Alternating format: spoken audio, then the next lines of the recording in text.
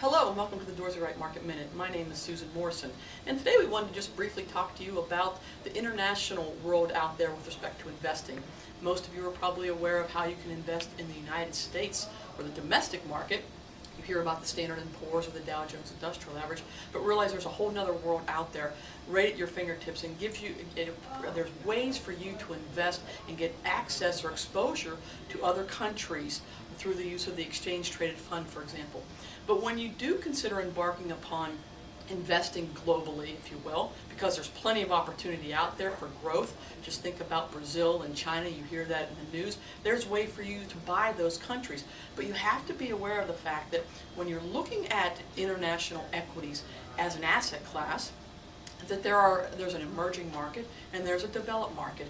And they typically will go together. If the international equities are doing well as an asset class, it typically will drag both of those along. But sometimes you have to realize that some areas do better than others. And right now we're seeing emerging markets doing better than developed markets. You may well have heard about Greece in the news and their debt problems and how the country is on the ropes with respect to their viability.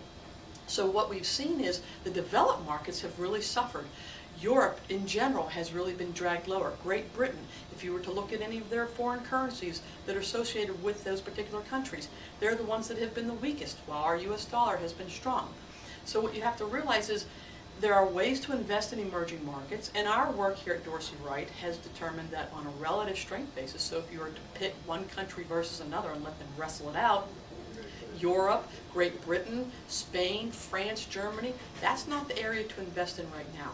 It's more countries like Brazil, Latin America area, Turkey, Thailand, South Korea.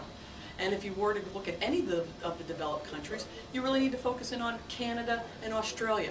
Those are the countries with the natural resources. And a lot of times, the emerging markets, they do well when natural resources are generally in demand like they are now.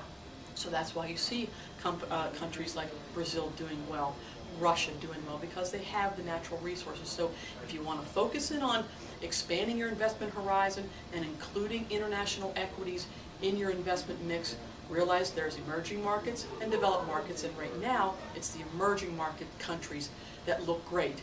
So talk to your broker about that, because there's ways through exchange traded funds where you could buy a basket of, say, Russian stocks or Turkey stocks, South Korea. They're all out there for the taking, and they're all in one basket for you to be able to buy them. That's all we have for today, and we'll be back with you later.